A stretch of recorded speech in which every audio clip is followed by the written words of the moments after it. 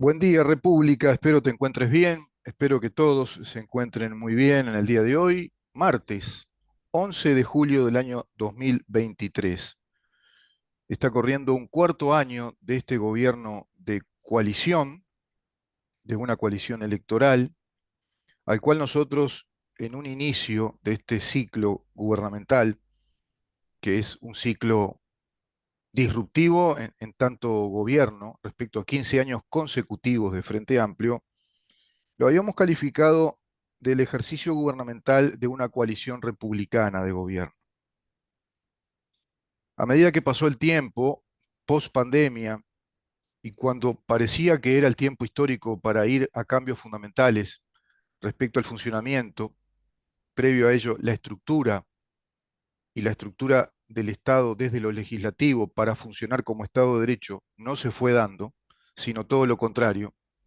Estamos viviendo un plan hegemónico globalista de este woke o progresismo neomarxista instalado desde grandes corporaciones financieras que sustentan desde directrices, inclusive internacionalistas, a las organizaciones internacionales que imperan por sobre nuestras soberanías jurídicas y políticas desde, digamos, más que recomendaciones, indicaciones de políticas a desarrollar, como por ejemplo la ideología de género instalada como política de Estado, la ideología del igualitarismo social instalada como política de Estado a través de las leyes de paridad, el neoconstitucionalismo, tema que en su momento desarrollaremos con una investigación periodística específica para que se entienda de qué hablamos cuando hablamos de neoconstitucionalismo en el suministro o en la administración de nuestra justicia, vale decir, en nuestro sistema de justicia, en ese sentido, poder judicial o este sistema de justicia que ya rompió con la separación de poderes.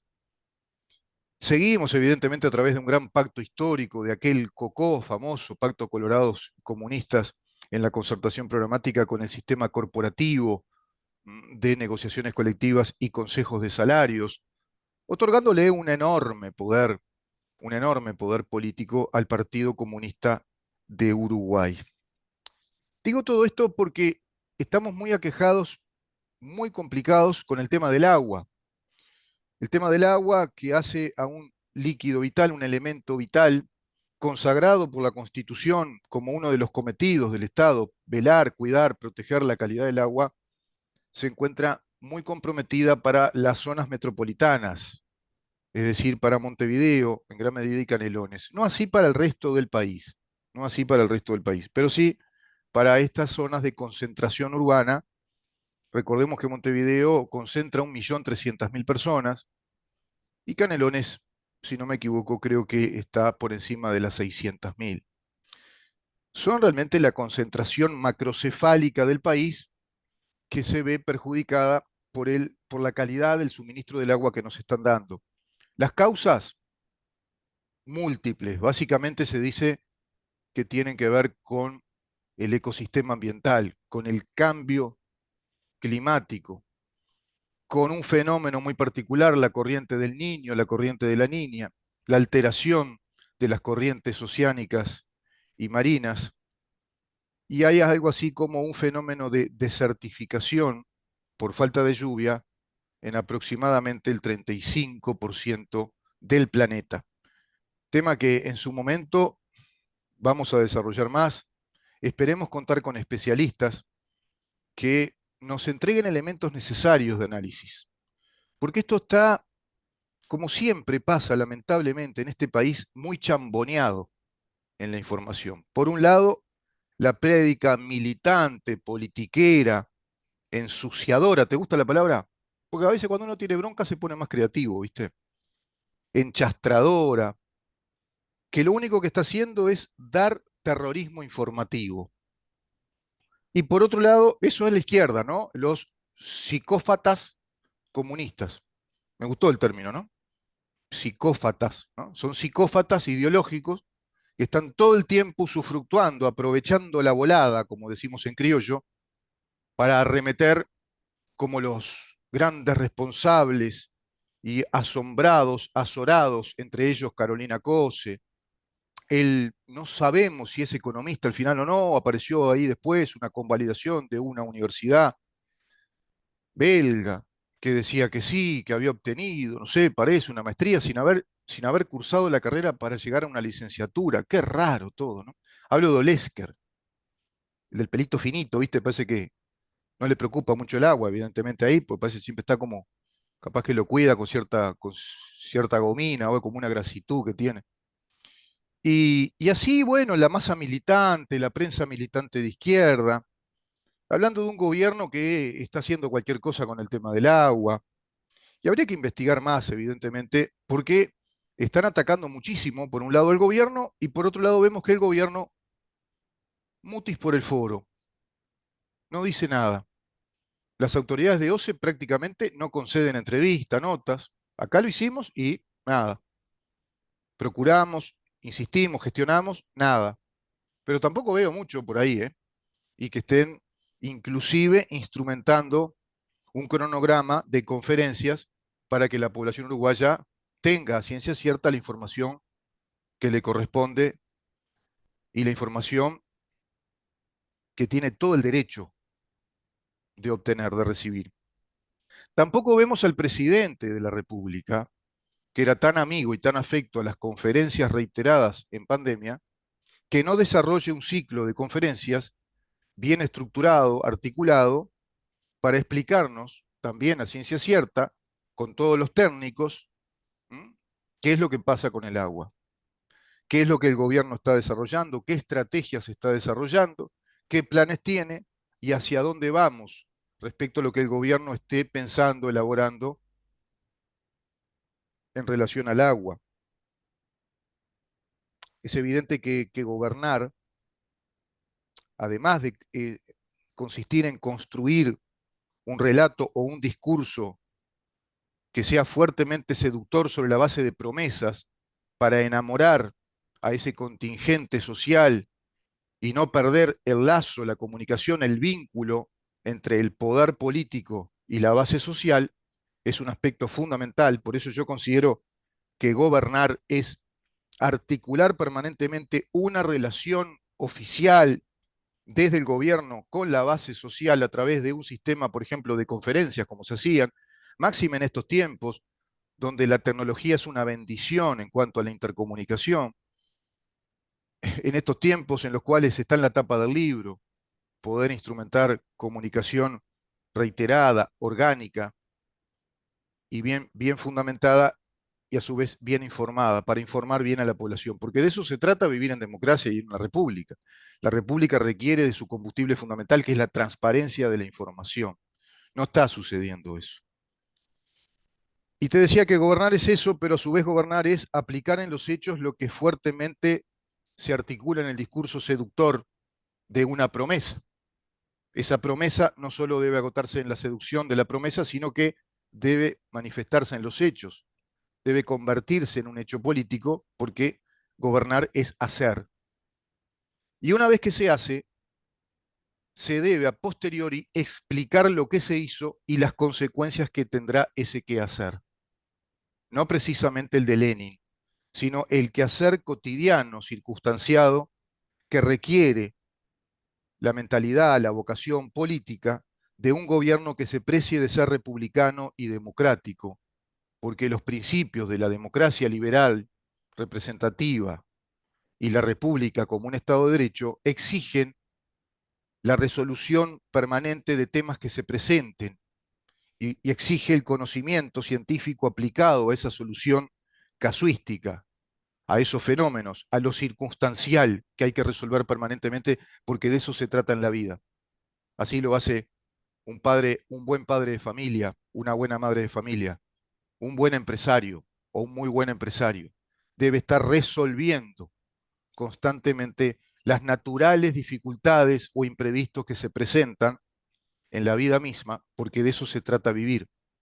Sin embargo, desde el lado de la ideología de los psicófatas comunistas, que es la ideología comunista, el marxismo-leninismo, lo que plantea es que el Estado se haga cargo de todo lo va a hacer el Estado porque nos vamos a convertir en un ser glorioso, social, abandonando al individuo, causa del egoísmo, del capitalismo, causa de las desigualdades, que es el efecto inevitable, estructural que tiene el capitalismo patriarcal que procura el individualismo y el egoísmo. Eso dice el marxismo, y por lo tanto ingresaríamos a un cuerpo glorioso, algo así como una parusía cristiana, pero en la tierra. Tendríamos el paraíso en la tierra con el comunismo, y desde ahí el Estado se hace cargo de todo porque todos seríamos ese ser social glorioso. Por eso son totalitarios, porque todo lo resuelven con esa ideología, con esa idea del Estado resolviendo todo, y todos somos un mismo ser. Eso es lo que han introducido en el Uruguay, por ejemplo, en materia legislativa, en lo que hace a administrar justicia, someter a una justicia igualitarista, a una justicia que concede derechos a sectores sociales o a grupos sociales, como el derecho de género, como el derecho de minorías raciales, como el derecho por ser tal o cual cosa, como si por ser mujer o ser hombre, ser negro, rojo, blanco o gris, tuvieras un derecho distinto al del otro, que es un ser humano igual que vos. Todo eso está alterado, adulterado, pervertido, porque ya hay pedazos, cachos metidos adentro del Estado que son de una raigambre ostensiblemente marxista, con una concepción, digamos que homogénea, social y no de libertades individuales. De eso es cómplice todo el sistema político. Y hoy tenemos, respecto a esa ideología, metida en la Constitución de la República, esa ideología totalitaria que nos indica que el agua es propiedad exclusiva del Estado uruguayo, un monopolio absoluto, un monopolio legal.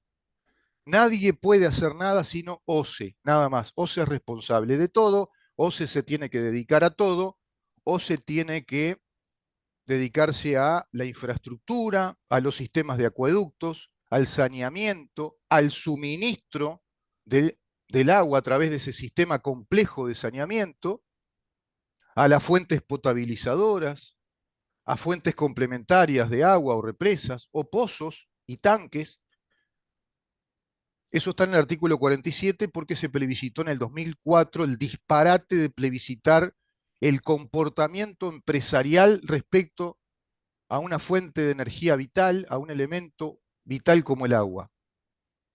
Un disparate que la Constitución disponga algo así, cuando perfectamente puede ser todo eso, digamos que con natural también a la actividad privada, perfectamente. Puede combinarse la actividad privada con la actividad público-estatal, pero de ahí a un monopolio estatal que OCE se haga cargo de todo, y a su vez del control de la calidad del agua, suministro, administración. Bueno, ese es el país que nos van construyendo desde la psicofatía comunista. Y esa psicofatía comunista luego se hace cargo de decir que los otros son culpables y que ellos van a arreglar todo. Vamos a escuchar a uno de los psicófatas comunistas, si está por ahí, Jorge, te agradezco, lo que declara Daniel Olesker, para que entiendan que lo que dice Daniel Olesker en subrayado respecto al tema del agua, creo que tomando mate incluso, lo que él dice respecto al agua no es ni un ápice de análisis circunstanciado, profesional, responsable de lo que está pasando, sino que elabora bajo la más clásica estrategia comunista un relato doctrinario. Y les voy a explicar después por qué. Voy a decodificar lo que dijo Daniel Olesker. Escúchenlo primero y luego vamos a decodificar de qué se trató esa entrevista, y los pasguatos quedan callados, queda todo en el aire, y parece que él hizo algo así como una crítica puntual, coyuntural al gobierno, cuando lo único que hizo fue arremeter con 2 puntos de estrategia doctrinaria psicófata comunista. Vamos a escucharlo a ver si se puede.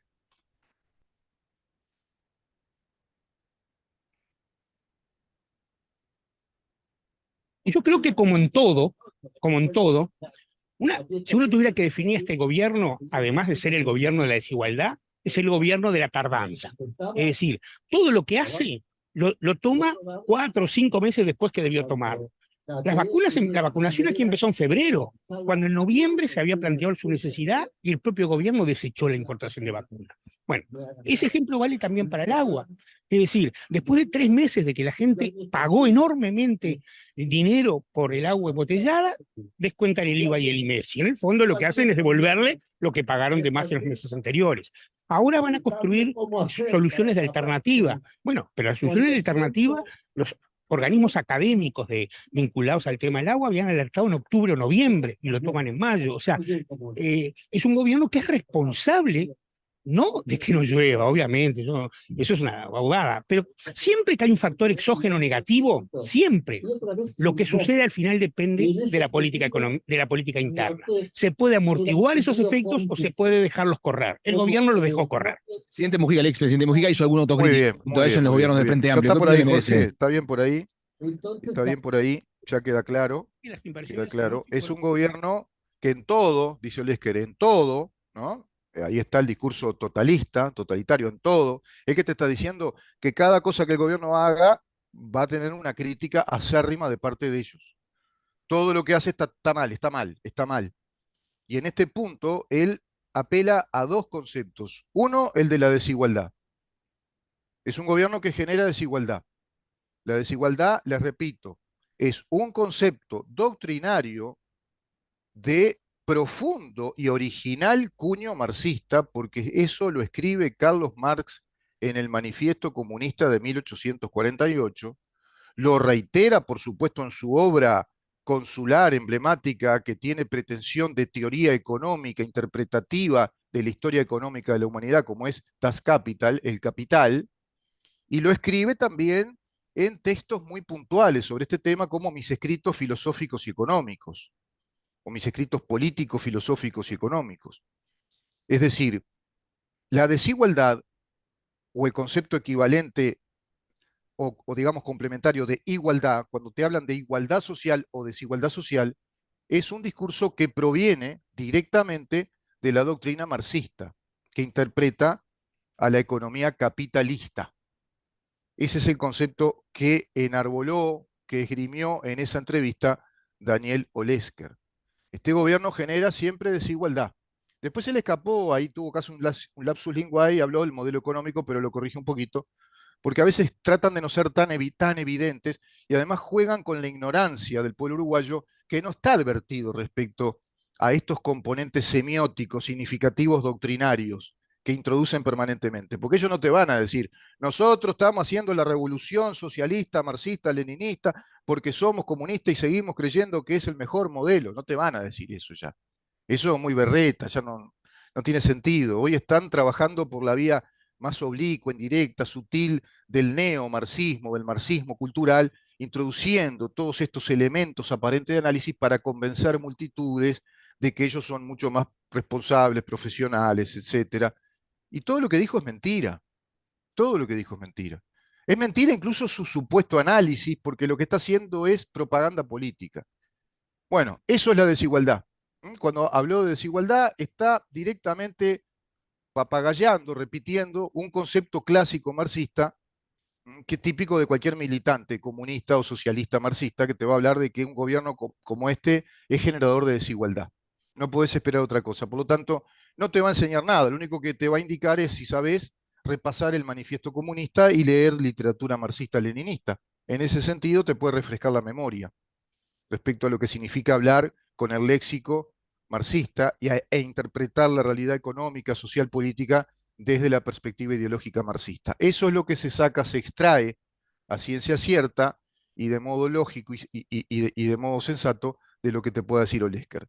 Por otro lado, eso de las vacunas que llegan tarde, mentira.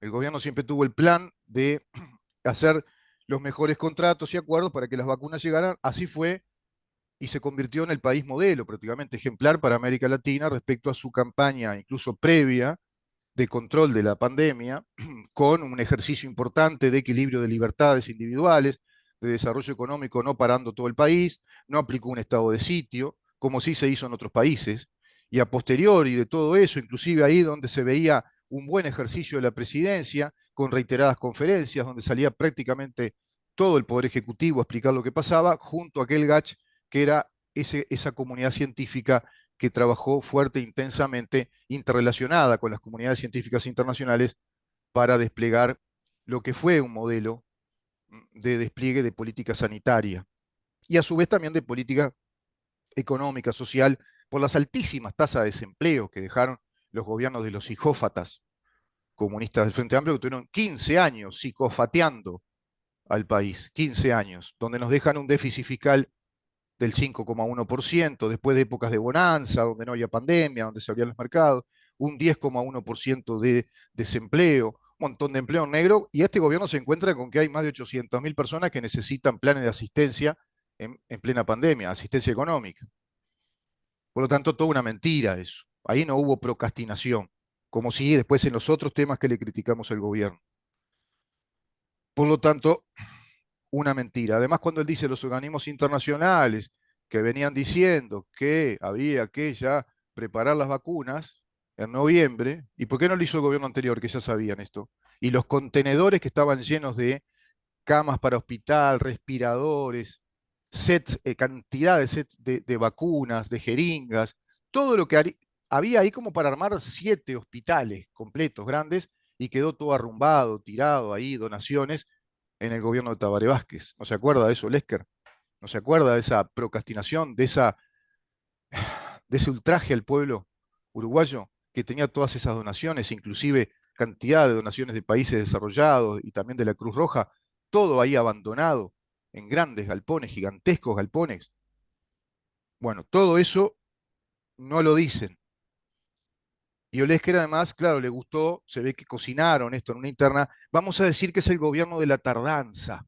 Suena bien, el gobierno de la tardanza. Y entonces después aplicamos, en todo tarda, tardó en las vacunas, tardó en comprarlas, tardó en resolver determinados temas, ahora tarda en el agua, en todo tarda el gobierno. Les gustó el gobierno de la tardanza. ¿Eso qué es? A eso se le llama, desde la estrategia propagandística comunista, como también lo aplicaron sus primos hermanos, los socialistas nazis, se le llama el punto estratégico de transposición. ¿Qué es la transposición?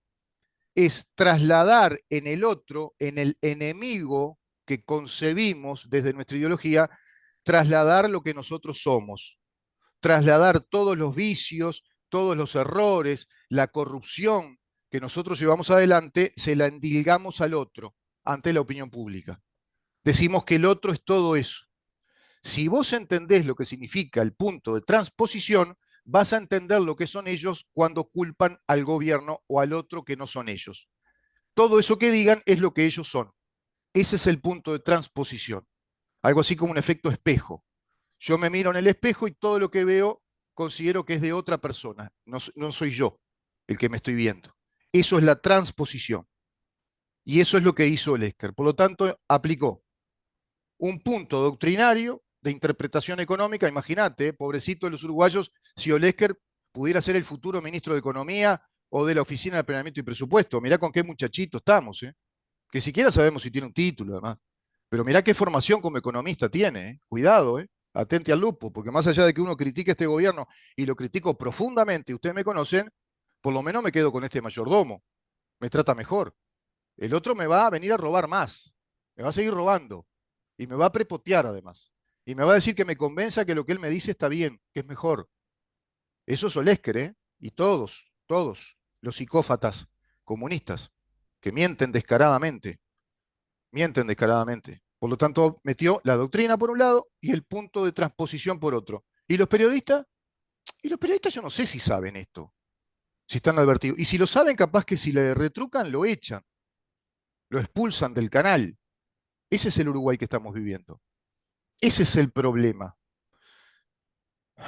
Vamos a una pausa, si les parece, si te parece, Jorge, y seguimos. Esperemos que esté con nosotros hoy el diputado Gabriel Gianoli. No pudo estar el diputado Felipe Schipani, me avisó, por supuesto, como corresponde, dado que está en un viaje que tiene que ver con su actividad política y tenía muy mala señal en una zona del Brasil.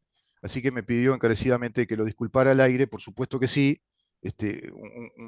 Ya un colaborador de muchísimos años, del inicio del programa, y un profesional en todo esto, a quien yo le tengo un gran aprecio personal. personal y con quien discrepamos incluso políticamente. Pero la verdad que hay que decir que Schipani es una excelente persona y está con nosotros por ese motivo, por su capacidad, por supuesto profesional, por su calidad de informante, y vamos a contar con él el próximo martes en su columna habitual de los martes, con esta persona que nos aceptó desde aquel inicio cuando no nos conocía nadie y no éramos nadie, es una de las personas que tuvo el firme con nosotros. Y en la vida hay que ser agradecido, hay que ser respetuoso, pero fundamentalmente hay que ser muy, muy agradecido de quienes siempre te echan una mano cuando estás en el peor momento de tu vida. Y el programa, no yo, estaba en su incipiente momento y no se sabía qué iba a pasar con este proyecto de programa, que aún sigue enfrentando muchísimas dificultades en territorios claves como financiaciones, económicos, porque evidentemente este periodismo, esta línea editorial, incomoda a muchos y a muchos más de los que vos podés pensar. Vamos a una pausa y recibimos entonces al diputado Gianoli, capaz que para seguir con este tema, se me ocurre, tengo un montón de información respecto al agua, calidad del agua, qué pasa con el agua, y no olvidemos que desde 2014 el Frente Amplio, que ya sabía todo esto, no resolvió nada, sí gastó dinero, pero no resolvió nada. Vamos a ir de nuevo en esta semana a un informe especial sobre el tema agua en aquel periodo, 2014-2019, y todas las mentiras que nos dijo descaradamente el doctor Tabaré Vázquez. Quédate ahí.